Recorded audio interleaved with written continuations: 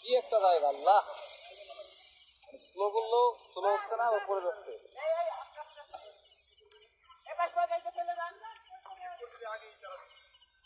বুঝছেন?